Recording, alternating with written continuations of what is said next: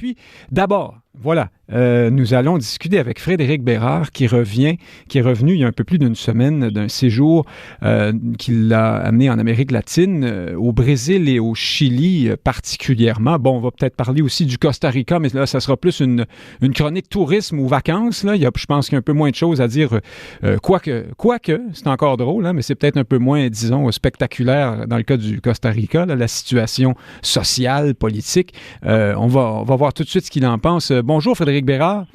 Salut Nick. Très, très heureux que vous soyez avec nous pour nous parler de ça. Aujourd'hui, on avait bien hâte de vous entendre là-dessus. Vous êtes allé donc pendant un mois ou un peu plus peut-être, là, à partir du temps des fêtes dans ces pays-là. Vous en êtes revenu, je pense, bouleversé, plein d'images, plein d'idées, mais en tout cas bouleversé certainement. Vous faites des chroniques ces jours-ci dans le journal Métro. Je rappelle pour nos éditeurs donc que vous êtes chroniqueur à ce journal, vous êtes aussi juriste. Là, vous êtes allé un peu comme un journaliste dans ces zones-là. Et vous écrivez des textes ces jours-ci pour parler de notre apathie, notre futilité, assis devant nos ordis à mettre en ligne des photos de Poutine, alors qu'il se passe tant de choses dans le monde. C'est dans cet état d'esprit-là que vous êtes revenu de là-bas? Oui, malheureusement, c'est un très bon résumé que vous venez de faire là. Je peux pas m'en cacher. Commençons par Est-ce qu'on commence par le Brésil? Chronologiquement, c'est là que vous êtes allé en premier. En fait, je suis allé en Colombie dans un premier temps, voir ce qui se passait avec l'entente avec les FARC que le nouveau président a décidé de réouvrir dans la controverse là, pour mettre fin à l'immunité pénale de certains dirigeants, mais la crise des réfugiés vénézuéliens aussi, alors que la Colombie commençait justement à prendre le dessus, si je peux dire. Mais non, en fait, les parties les plus bouleversante du voyage, vous avez raison, c'est clairement le Brésil et le Chili, oui. Commençons par le Brésil. Alors, évidemment, les deux situations sont différentes. Au Chili, on est dans une forme de révolte populaire sur fond de politique néolibérale ou d'austérité, si on veut, là, pour résumer ça vite. Et bien sûr, dans cette culture d'affrontement musclé, viril et violent là, qu'on trouve évidemment moins au Québec et davantage dans ces endroits-là, dans les pays d'Amérique latine, pour ne pas les nommer. Et puis au Brésil, là, c'est autre chose. On n'est pas dans les manifestations, mais nous célébrons, disons, ou en tout cas, on est à déjà un an de gouvernement dit d'extrême droite sous le nouveau président Jair Bolsonaro, le fameux Trump de l'Amérique latine.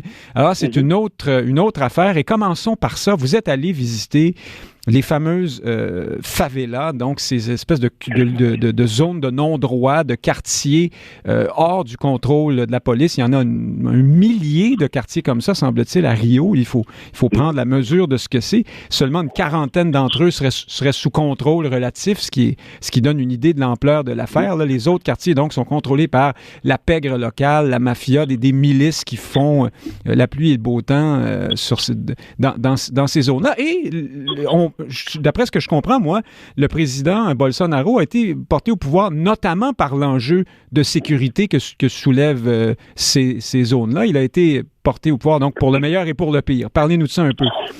Oui, en fait, pour le pire, je dirais, Bolsonaro a promis de nettoyer les favelas là, comme s'il s'agissait des écuries d'Augia, comme si on pouvait débarquer là avec une mop, puis un peu de purelle. Et la méthode Bolsonaro est simple. C'est qu'il a donné l'ordre à sa police spéciale, parce que les policiers ordinaires, entre guillemets, n'ont pas le droit de pénétrer dans les favelas. Il a donné l'ordre à sa police spéciale, les BOP, BOPE, et aux militaires, d'entrer dans les favelas comme bon leur semble et de faire feu sur tout ce qui a l'air louche. Évidemment, je sais pas c'est quoi votre définition de l'arbitraire, Nick Payne, mais pour moi, quelqu'un qui a l'air louche, c'est une définition qui est suffisamment large et dissipé pour réaliser les fantasmes de policiers. Et en plus de ça, on vient de leur accorder une immunité leur permettant, en leur assurant en fait de ne pas être poursuivis ni aux criminels ni aux civils dans le cas où ils tueraient dans le cadre de leur fonction. Alors, ce qui arrive, c'est que dans ces mêmes favelas, tout simplement, les militaires débarquent entre 5h et 6h le matin habituellement et mitraillent tout ce qui bouge, tout simplement. 3 ou 4 jours avant que j'y sois, débarquer. C'est exactement ce qui est arrivé, ce qui fait en sorte qu'il y a des poteaux qui sont plantés dans le béton, dans les rues, pour empêcher les tanks de passer. Là, on voit que ça a quand même un espèce de succès très, très relatif. Oui, c'est ça. On barricade carrément les quartiers pour empêcher la police spéciale d'y accéder. Et quand la police y va, c'est ça, c'est en char d'assaut. C'est une espèce de véhicule d'émeute. Clairement des chars d'assaut. Et en fait, moi, j'ai été chanceux parce que évidemment, il n'y a personne qui a le droit de rentrer dans une favela. Les taxis ne veulent pas y aller. Les camions d'ordures qui ramassent les ordures n'y vont plus non plus parce que c'est trop dangereux. Qu'est-ce qu'il y a aussi à dire? Ben oui, en fait, l'État est tout à fait désengagé des favelas.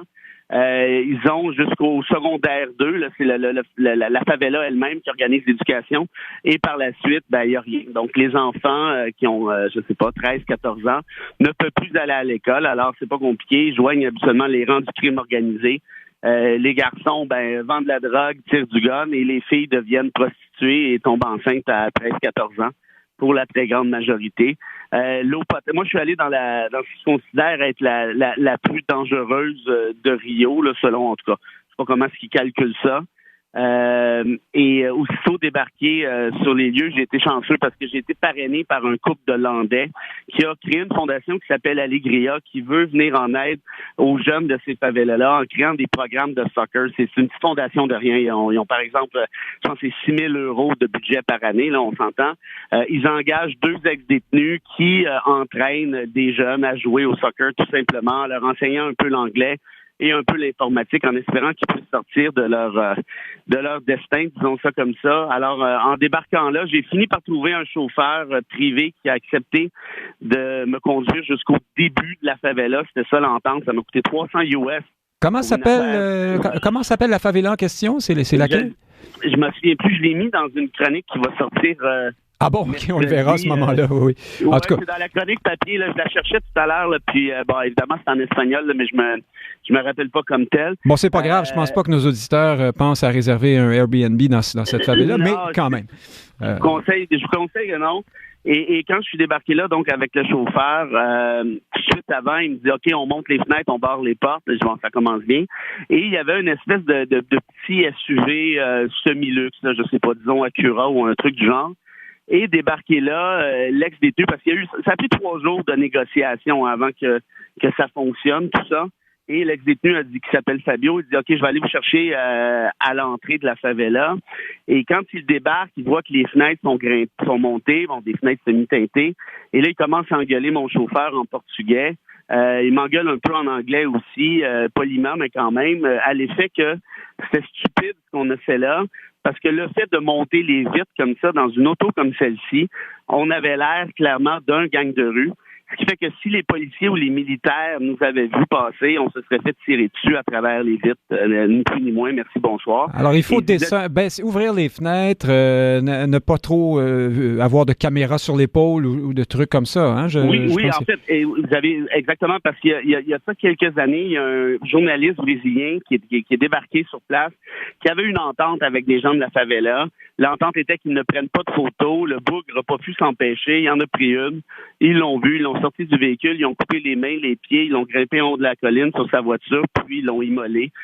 Voiture incluse. Ça, c'est sur le web. Vous pouvez voir ça. Il y a même des images assez scabreuses. Ah là là. Ou alors, vous faites une entente avec des gens. Puis, il y a d'autres groupes dans la même favela qui sont pas... La main droite n'est pas au courant de ce que la main gauche vous a permis. Et là... voilà. Ça, c'est l'autre danger, parce que en entrant comme ça, je peux avoir l'air, moi, de faire partie d'un gang de rue qui est inconnu, et on sait que ça brasse entre eux aussi. Donc, j'avais le choix de me faire tirer par un militaire ou me faire tirer par une gang de rue prétendument adverse. Donc, disons que ça a bien mal commencé, ce petit séjour. Et le Fabien en question m'a fait embarquer dans sa voiture. J'étais avec F. Couture qui réalisait le reportage que je voulais faire. Et aussitôt entré dans la voiture, il se revire et il me dit écoute, tu vas voir des mitraillettes, mais si tu entends des coups de feu, je veux pas que tu aies peur. N'aie pas peur, là, inquiète-toi pas. C'est parce que j'ai pas l'habitude d'entendre des coups de mitraillette si fréquemment que ça à Villeray, je vous avoue. Là. Alors là, j'ai commencé à réaliser que je m'étais embarqué dans une affaire assez cow-boy, merci. Je le savais un peu avant, là, mais faut le vivre pour comprendre l'espèce de violence. Et effectivement, on s'est promené en véhicule pas très longtemps, peut-être, je sais pas, 10-15 minutes. Il y avait des véhicules incendiés à gauche, à droite, d'autres brisés, bref. Et en grimpant, le Fabio en question qui conduisait, qui est l'ex-détenu, il faisait des signes à un et à l'autre, il sifflait, il claquait des doigts. Et j'ai vu effectivement plusieurs sentinelles. Et là, il était 11h15, 11h30 le matin, là. Plusieurs sentinelles, là, des hommes de notre âge, ni plus ni moins, qui étaient debout avec des kalachnikovs à la main. Avec l'autre main, ils regardaient leur Facebook, probablement. Ou plus jeune, hein? Je veux pas nous vieillir, là, mais j'ai vu, je suis pas allé, moi, mais j'ai vu dans certains reportages, c'est presque des adolescents avec des mitraillettes. Souvent, moi, ceux que j'ai vus avaient à peu près, je sais pas, entre 35 et 50, je dirais. Mais en même temps, j'ai pas porté trop attention. Disons que tu regardes plutôt vers le sol et non pas. Tu recherches pas le l'eye contact, là, comme on dit en anglais, disons ça. Lui, il a un Kalachnikov, puis moi, j'ai un Apple 8. Là. Bref, alors, dites-moi, quand on voit quelqu'un comme le gouverneur de l'État de Rio, là, qui s'appelle Wilson Witzel, qui fait des vidéos sur les réseaux sociaux pour s'exprimer, pour montrer à quel point il est en faveur de ce que les policiers tirent à vue sur quiconque a l'air suspect. D'ailleurs, pour en arriver là, on a décidé, on essaie au Brésil, si je comprends bien, d'élargir la notion de légitime défense, hein, pour que les policiers puissent... Alors, qu'est-ce qu'il est en train de faire, cet homme-là? C'est seulement de la politique pour qu'on vote pour lui, ou est-ce qu'il y a vraiment, dans la réalité, des implications de ça? Là, moi, je vais rester poli, là, mais ce gars-là est un imbécile fini. Là. On le voit comme un futur concurrent de Bolsonaro, hein, cela dit. Oui, on verra ça combien de temps il va rester en vie avec... une attitude pareille. Avec ses prétentions du type. Mais quand je dis que c'est un imbécile fini puis que je me trouve poli, c'est que trouvez-moi le seul exemple dans le monde où la violence du type a engendré autre chose qu'une violence du même type. J'en connais pas, moi. Là, ce qui est en train d'arriver dans ces mêmes favelas, c'est que c'est pas tout le monde qui est archi-violent. Hein? Il y a des semi-familles un peu tout croche qui essaient de s'en sortir du mieux qu'ils peuvent. Mais là, sachant que les militaires débarquent là à chaque 2 semaines environ à tirer de la mitraillette, qu'est-ce que vous pensez qui arrive? Bien, évidemment qu'ils se défendent. Alors là, c'est la course aux armements. Il y a de plus en plus de sentinelles. En fait, il n'y en a jamais eu autant. Il n'y a jamais eu autant de Kalachnikov dans les rues. Et là, si ça suffit pas, ben ils vont trouver d'autres moyens éventuellement. Et moi, ce qui me désarme, mais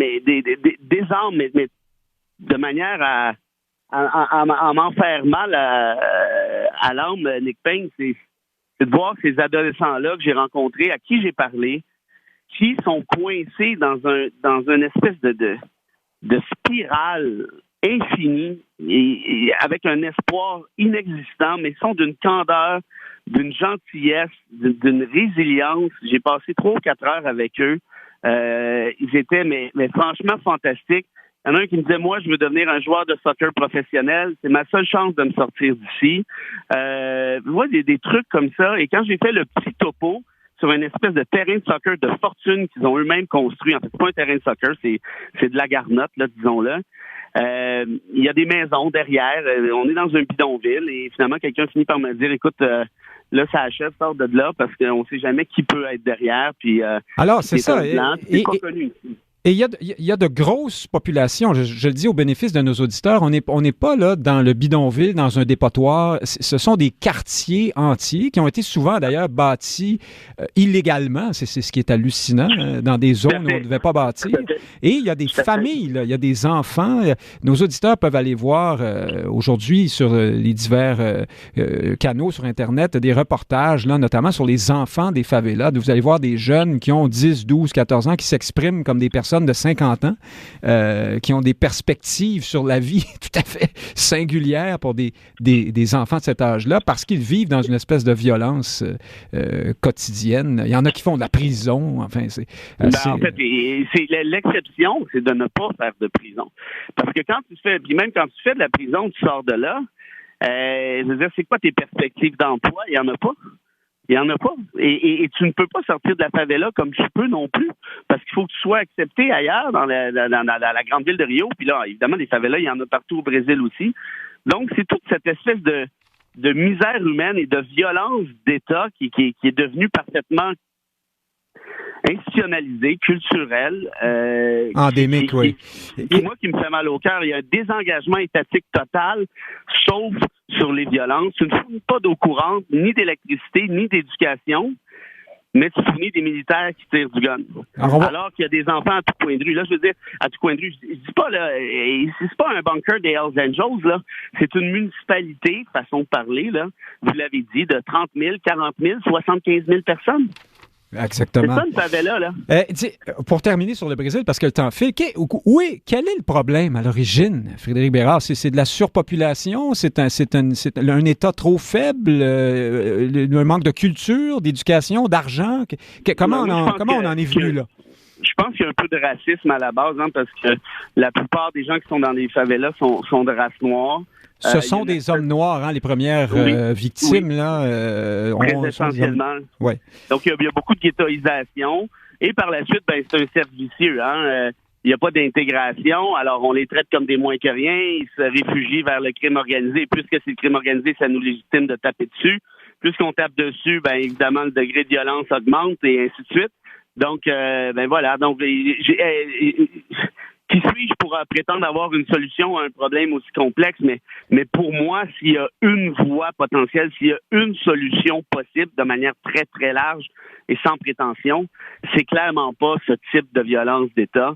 C'est beaucoup plus un engagement étatique d'un point de vue éducation, d'un point de vue santé, d'un point de vue service public.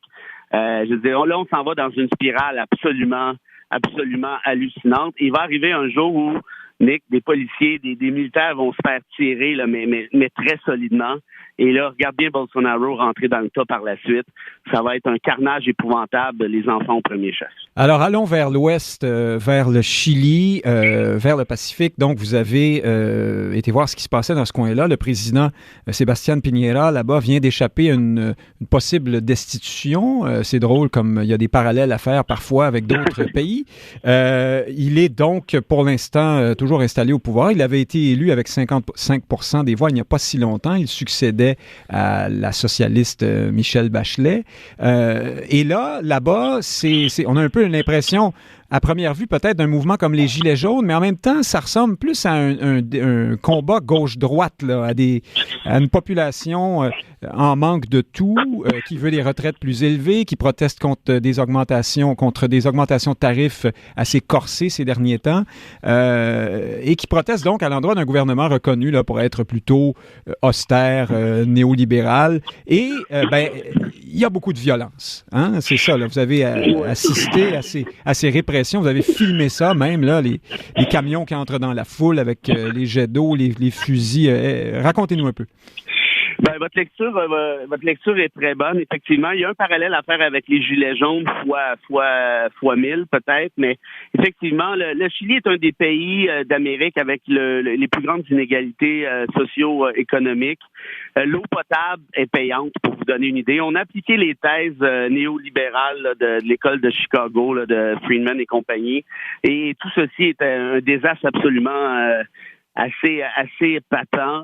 Piñera est un bandit. Il a été jugé pour corruption, a fraudé des œuvres caritatives. Ça vous fait penser à un certain président américain actuel. Oui. Et ce gars-là a actuellement 9% d'appui dans la population. Donc, on s'entend que ça se dégrade. En octobre dernier, affaire de rien, un truc apparemment banal, son gouvernement augmente les tarifs de métro de 4%. Et là, c'est le bordel. Il y a une révolte étudiante assez forte qui est réprimée dans le sang. Et les manifestations ont continué depuis à chaque jour. Moi, j'étais à Santiago. Mon hôtel était à 3 rues de la Plaza de la Dignidad, qui est l'endroit où tout le monde se rassemble. Et là, j'ai pu voir l'ampleur de ces violences-là. Il y a plus d'une trentaine de morts qui ont été enregistrées là, depuis le début des manifestations. Exactement. 30 000 arrestations, plusieurs centaines de blessés aussi, notamment aux yeux, à cause de ces balles de caoutchouc. En fait, il y a 11, selon les chiffres, à savoir s'ils sont officiels, je ne sais pas, mais on parle de 11 000 blessés, 200 éborgnés. Il y a quelqu'un tout juste à côté de mon hôtel. Il y a un petit truc de commémoration. Il est tombé dans un trou alors que les policiers couraient après lui. Il s'est électrocuté, en fait, parce qu'il y avait de l'eau et des fils électriques. Les policiers ont poursuivi des manifestants dans un cinéma. Ils ont mis le feu au cinéma pour les faire sortir. Le cinéma a explosé. Il y a des femmes, en fait, qui sont particulièrement visées, des leaders féministes, dont Maria Ignacia, qui a été retrouvée violée, torturée et malheureusement surtout pendue à une clôture. Les forces de l'ordre s'en sont vantées. Il y a aussi un petit mémorial en leur mémoire, tout juste à côté de la Plaza de la Dignade. Et j'ai participé à 4 manifs, donc à chaque jour. Et je me demandais, parfois, il y a peut-être des casseurs là-dedans qui cherchent le trouble et ainsi de suite.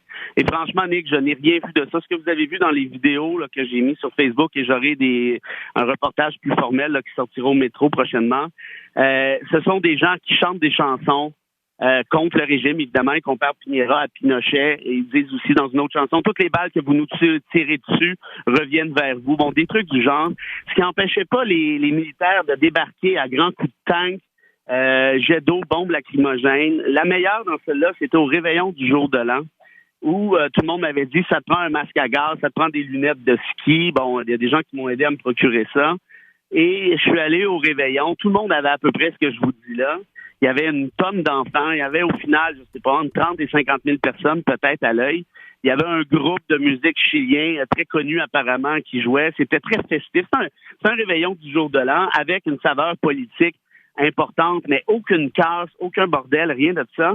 Les militaires nous ont encerclés à coups de 1000. Ils étaient au-dessus de 1000. Ils ont fait le tour du quadrilatère et à chaque 30-45 minutes, juré promis, ils nous balançaient des bombes lacrymogènes par la tête. Et moi, je suis asthmatique, donc je les sens de très loin.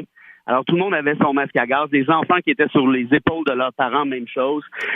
Et là, je me suis dit, les enfoirés, tout ce qu'ils veulent, c'est qu'il y ait un groupe de personnes, de gars probablement assez éméchés, merci, qui décident qu'ils en ont assez, puis décident de rentrer dans le tas. Puis par la suite, là, ça va être un carnage épouvantable, ça va se mettre à tirer de tous bords, de tous côtés. Et c'est effectivement ce qui est arrivé, mais à 4-5 heures du matin, où il y avait à peu près plus personne, heureusement, parce qu'il n'y a pas de violence de la part des manifestants. Mais dites-moi, Frédéric Bérard, le parallèle que je faisais avec les Gilets jaunes versus une manifestation plus, disons, de gauche, comme au printemps érable, par exemple, à l'origine, la manifestation étudiante, ici au Québec, est-ce qu'il y a cette même... Est-ce que c'est le peuple là qui se soulève ou ce sont des manifs de gauche? J'ai regardé, et je le dis sans vouloir jeter un discrédit, parce que c'est pas la même situation à ce moment-là. Là. On est dans autre chose, dans une forme de lutte politique, et elle se déroulerait, si je comprends bien, dans la culture locale qui est plus, pardon de le dire, mais plus violente, plus virile dans des situations comme celle-là que la nôtre, sans aucun doute.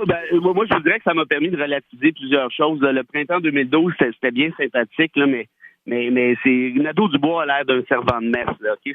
C'était une vraie blague je veux dire, c'était comique, c'était utile et tout peut-être, là, je sais pas, je laisse les gens juger, là, mais ça n'a absolument rien à voir. Mais pour répondre à votre question très clairement, ce qui se passe au Chili actuellement, c'est une révolte populaire qui dépasse l'axe gauche-droite. Quand tu es privé d'eau potable, quand tu es privé comme par exemple, j'ai interviewé quelqu'un qui s'appelle Pelado, là, c'est aucune allusion à celui qu'on connaît. Ça finit en O, oui, P-E-L-A-D-O, là. Oui, voilà. Mais le Pelado en question est un cancéreux. Il a la leucémie, qui est quand même pas un cancer si complexe à traiter versus d'autres, et qui est en train de mourir actuellement, qui est devenu un peu le symbole là-bas de la résistance. Et il est gros comme, il doit peser, je sais pas, 123 livres, tout 30. Ce qui n'empêche pas les policiers spéciaux, les militaires, de taper dedans un coup de matraque. Ça aussi, j'ai mis ça sur mon Facebook. Donc, parce qu'il n'a pas les moyens de se faire traiter, l'État ne couvre pas ça, si je comprends bien. Les traitements contre le cancer ne sont pas couverts. Donc, la gauche ici, elle va me dire oui, mais c'est des services publics, donc c'est de la gauche. Moi, je vous dirais que ça outrepasse drôlement ça. Alors, vous dites que ces traitements-là, pardon, j'insiste là-dessus, ils sont pas couverts du tout, ou c'est parce que lui est dans une situation particulière, ou il n'y a pas d'assurance maladie là-bas? Évidemment, j'ai pas eu la chance d'investiguer dans le méga détail, mais ce qu'il disait, c'est que ce type de cancer-là, s'il est traité par le système public, il est traité, ça prend un temps absolument épouvantable, et il est traité de manière très, très, très inefficace, fait que lui, aujourd'hui, ça fait déjà quelques années qu'il l'a, n'a jamais pu être traité par le service public, par les services publics, lui qui n'a pas l'argent pour se payer les services de santé privés. Puis en disez-moi, Nick, quand l'eau potable est payante dans un État, c'est pas si surprenant que certains soins de santé le soient également. Donc c'est beaucoup plus une espèce, je dirais, de révolte populaire. Et même, il y a des gens qui m'ont confié très clairement, ça va être quoi la suite des choses? Ils m'ont dit, écoute, on est coincé, on ne sait pas. Ce qu'on voulait faire, c'était provoquer une guerre civile, une vraie guerre civile, parce que le Chili en a besoin. Mais aussitôt qu'on va faire preuve de violence, c'en est fini, ils vont nous fusiller, puis c'est réglé. Ils disent, écoute, ils ont déjà tiré 30 personnes, puis on n'a rien fait. Le président... C'est Maria Inicia, là, qui est une leader féministe, je veux dire, il n'y a personne qui mérite d'être torturé, violé et pendu à une clôture pour ses opinions politiques. Donc, c'est une espèce de retour à la Pinochet de manière un peu soft, façon de parler, un peu déguisée aussi en même temps. Il y a une forme de continuité là, culturelle quelque part. Alors, le président Piñera parle d'une guerre contre un ennemi puissant qui est déterminé, selon lui, à déstabiliser le pays de bout en bout. Alors, on voit bien de quelle façon on reçoit ces manifestations. En même temps, le gouvernement a fait quelques concessions. Là, on a fait certaines promesses, là, je pense, en éducation, en santé et pour les retraites, des sujets comme ceux-là. Mais clairement, ça ne suffira pas à calmer la grogne qui continue là-bas dans ce pays où le salaire minimum, dit-on, est autour de 500 $ américains par mois. Hein? Oui, puis en fait, pour quiconque a la chance d'y aller, Santiago est une ville sublime avec un esprit, une culture. Puis moi, j'ai vu probablement le pire d'elle-même, mais c'est le genre de ville dans laquelle je vivrais. Ultimement, c'est absolument phénoménal comme je sais pas, comme gueule, comme atmosphère. C'est très difficile à décrire. Mais reste que les thèses libérales se sont parfaitement cassées la gueule là-bas. Pour répondre encore une fois à la question, parce que ça, je pense que c'est important, souvent on ramène ça à une espèce de clivage gauche-droite, mais ils s'en fichent. Il y a personne qui m'a parlé de la gauche là-bas, il y a personne qui m'a parlé de la droite. Tout ce qu'ils m'ont parlé, c'est, écoute, ça n'a aucun sens d'être coincé comme nous sommes coincés actuellement. D'un point de vue socio-économique, c'est d'une égalité crasse. J'ai visité les quartiers riches, ça n'a rien à voir, là, mais ça n'a absolument rien à voir. Donc, mais parce que la présidente Bachelet a quand même été au pouvoir pendant plusieurs années avec une interruption là, à la fin des années 2000, début 2010. Elle était socialiste, donc ça n'a pas produit d'effet durable ou ça ne marchait pas mieux pour elle? Visiblement pas, mais il ne faut pas oublier non plus que le Chili vit encore en bonne partie sous la Constitution de Pinochet. Hein? Alors oui, donc, on veut réformer la Constitution. Là, il y a un référendum promis pour le mois d'avril. On va décider d'abord si on veut cette réforme. Semble-t-il que oui, là, les sondages donnent une forte majorité de gens qui sont en faveur d'une nouvelle Constitution. Puis ensuite, on va leur demander si la Constitution sera réformée soit par une assemblée constituante ou par une espèce d'assemblée mixte avec des gens du peuple et des élus. Alors, il y aura peut-être un déplogage, un déblocage, mon Dieu, quel mot étrange, un déblocage, là, une voie d'apaisement?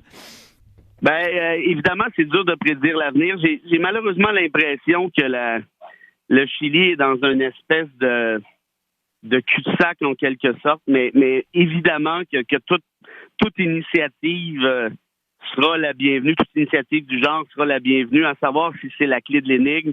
Franchement, j'en doute. J'ai l'impression que c'est plus culturel que ça.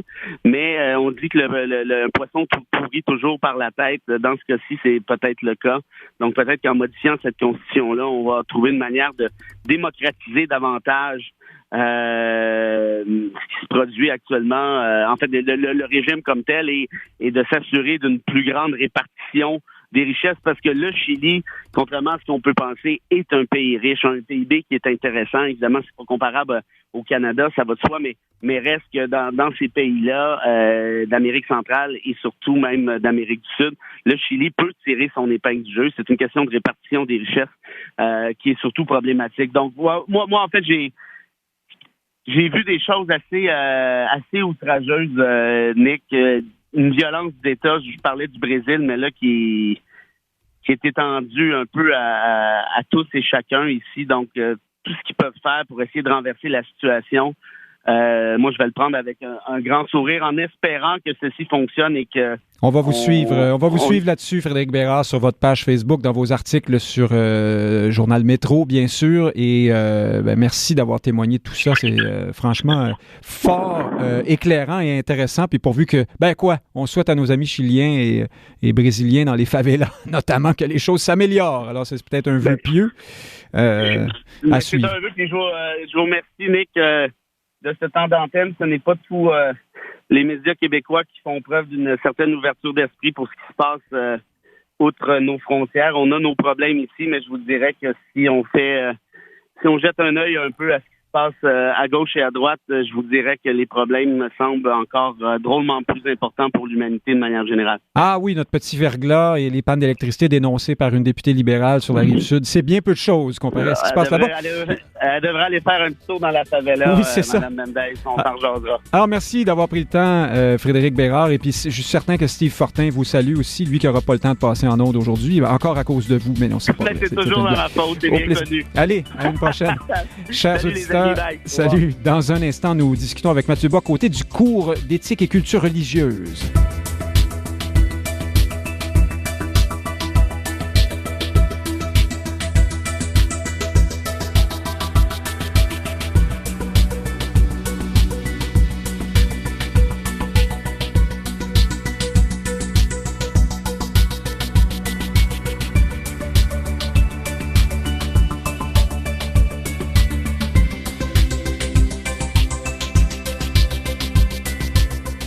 Alors oui, le ministre de l'Éducation, Jean-François Roberge, annonçait il y a quelques jours que le cours d'éthique et culture religieuse serait finalement en toute fin pratique